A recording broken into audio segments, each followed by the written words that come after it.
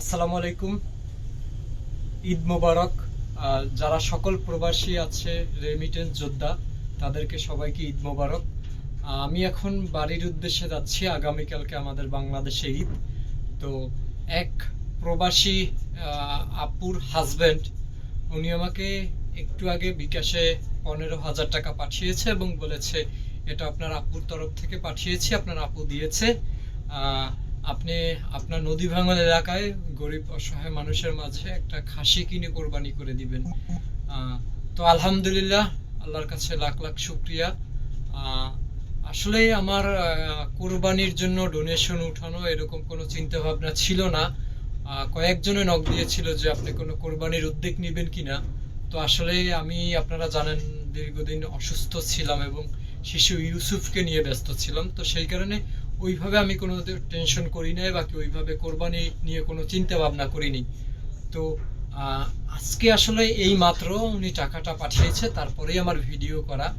তো আমি চেষ্টা করব যে আসলে গরিব মানুষের, নদী বাঙাল মানুষের মাঝে ওই ওই 15,000 টাকা দিয়ে একটা খাসি কিনে কোরবানি আপুর নামে দিয়ে তারপরে ওই কোরবানির মাংসটা বিলি করে দেওয়ার চেষ্টা করব অসহায় মানুষের মাঝে। তো কেউ যদি আর চান, আমি কারো কাছ থেকে ডোনেশনও চাই না, কারো কাছ থেকে মানে ডোনেশন তুলবও না। তবে কেউ যদি চান যে না, এখানে একটা খাসি দিয়েছে, আর একটা খাসির আমরা ব্যবস্থা করে দেই, সেটা হতে পারে কেউ একজন দিতে পারে অথবা 5 জনে মিলে দিতে পারে। এভাবে যদি আপনারা মানে কোনো চিন্তা ভাবনা করে থাকেন, বাকি কেউ যদি এগিয়ে আসেন, সেটা আসলে মনে হয় যে খারাপ হবে না, ভালোই হবে। কারণ একটা নদী ভাঙন এলাকায় একটা খাসি দিয়ে আসলে হয়তোবা আমি ওই আপুর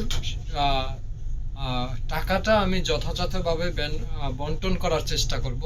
তারপরেও যদি অন্য কারো কেউ যদি চিন্তা ভাবনা করেন যে না, আমরা 5 জন বাকি 10 জন মিলে একটা খাসির ব্যবস্থা করে দিব, বাকি 2টা খাসির ব্যবস্থা করে দিব, এরকম যদি আপনাদের কোনো চিন্তা ভাবনা থাকে, অবশ্যই আমি আমার নাম্বারটা বলছি 01851082725। এই নাম্বারে হোয়াটসঅ্যাপে যোগাযোগ করতে পারেন অথবা ফোন কলে যোগাযোগ করতে পারেন। তবে অনুগ্রহ করে এই নাম্বারটা দেওয়ার পরে অন্য কোনো প্রসঙ্গে আসলে ডিস্টার্ব করবেন না, এটা আসলে অনুরোধ। আর আমি নাম্বারটি আবারও বলছি 01851082725। এটা হোয়াটসঅ্যাপ আছে, হোয়াটসঅ্যাপে নক দিতে পারেন, অথবা এটা বিকাশ এবং নগদ আছে, রকেট আছে। তো আপনারা যদি কেউ চান যে না, আমি আমার তরফ থেকে, বাকি আমরা 5 জন বন্ধু বান্ধব একত্র হয়ে, অনেক প্রবাসী আছেন, যে না আমরা একটা খাসির ব্যবস্থা করে দিব, এরকম যদি আপনাদের কোনো চিন্তা ভাবনা থাকে, আপনারা অবশ্যই যোগাযোগ করবেন। আর ঈদ মোবারক সকল প্রবাসী ভাই এবং বোনদের।